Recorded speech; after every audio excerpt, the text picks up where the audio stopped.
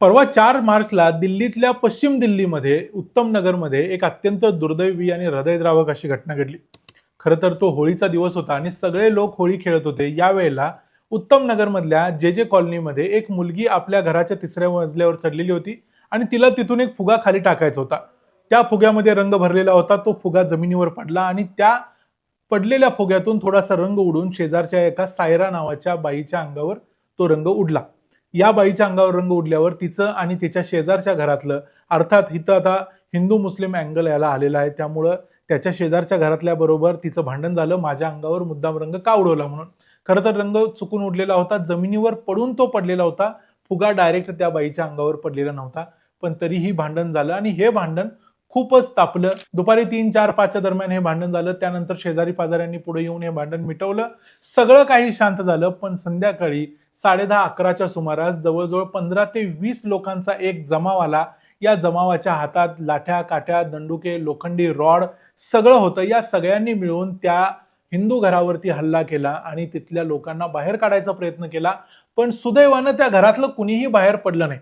त्यांच्या संपूर्ण घराला घेराव घातला गेला आणि त्यांना मारण्याचा प्रयत्न झाला, पण कुणीही बाहेर पडलं नाही. पण दुर्दैवानं त्याच वेळेला बरोबर 11 वाजता त्या घरामध्ये तरुण कुमार बटोलिया नावाचा जो मुलगा आहे, तो बाहेर होळीसाठी गेलेला रंगपंचमीला आणि तो रात्री 11 वाजता घरी आला.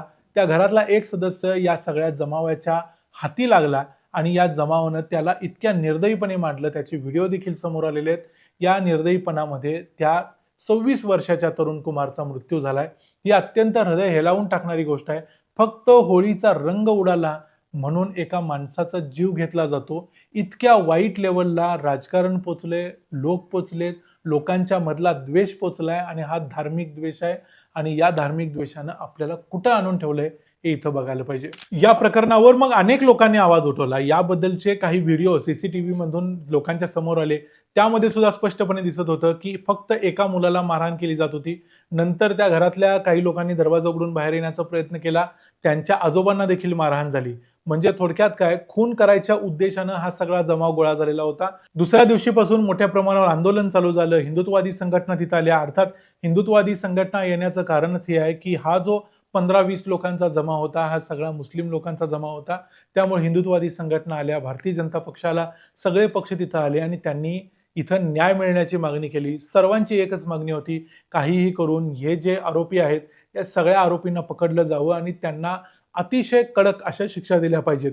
यातल्या अनेकांनी ही मागणी देखील केली की या घरावरती बुलडोजर चालवून ह्यांची ज्यांची घरं उत्तम नगरमध्ये आहेत त्यांना उद्ध्वस्त केलं पाहिजे. आणि खरोखरच दिल्लीच्या मुख्यमंत्री रेखा गुप्ता यांनी या गोष्टीचा अॅक्नॉलेज केलं आणि त्यांनी सांगितलं की अशा पद्धतीची ऍक्शन आम्ही या प्रकरणामध्ये घेणार आहोत जेणेकरून अशा घटना भविष्यात घडणार नाहीत.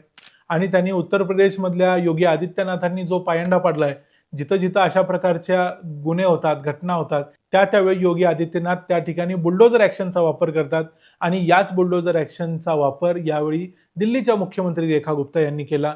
त्यांनी एमसीडीला ऑर्डर दिल्या, म्हणजे दिल्लीतल्या महापालिकेला.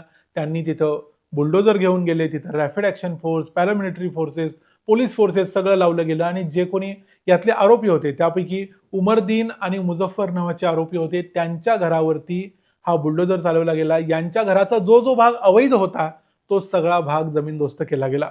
अर्थात बुलडोजर ऍक्शन योग्य का अयोग्य असा प्रश्नही अनेकांना पडेल, पण एखाद्या माणसाला मारणं, त्याची हत्या करणं फक्त रंग लागला म्हणून हे देखील योग्य अजिबात नाही आहे. पण तरी देखील काही लोक हे करायचा प्रयत्न करतात. फक्त रंग लागला म्हणून जास्तीत जास्त वाईट काय होऊ शकतं असा प्रश्न कुणालाही पडेल.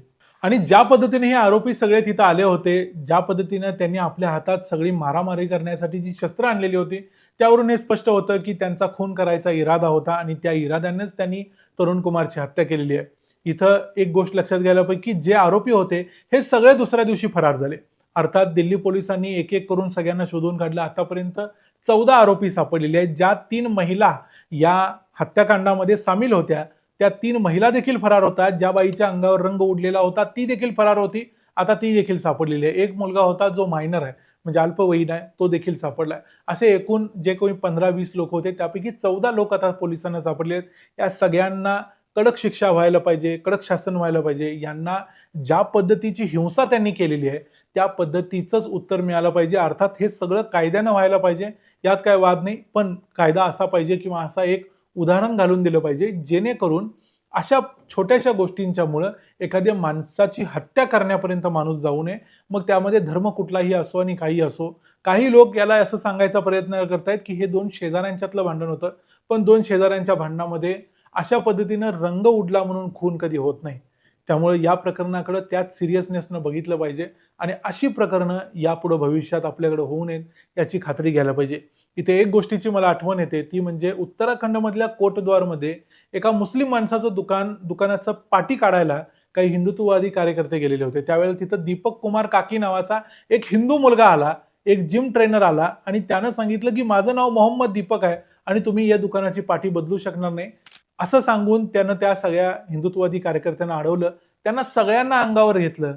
पण असं करणारा एखादा मुस्लिम तरुण त्यावेळेला उत्तम नगरमध्ये का आला नाही आणि त्यानं येऊन तरुण कुमारला का वाचवलं नाही, हा प्रश्न अतिशय सिरियस आहे आणि या प्रश्नाचं उत्तर दिलं पाहिजे.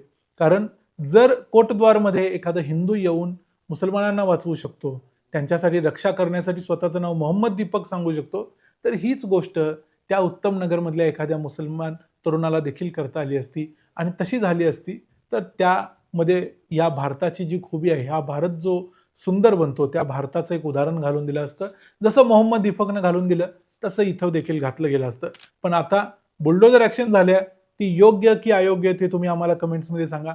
व्हिडिओ कसा वाटला तेही सांगा. पुन्हा भेटू पुढच्या व्हिडिओमध्ये. तोपर्यंत पाहत राहा द मराठी बाणा. जय हिंद, जय महाराष्ट्र.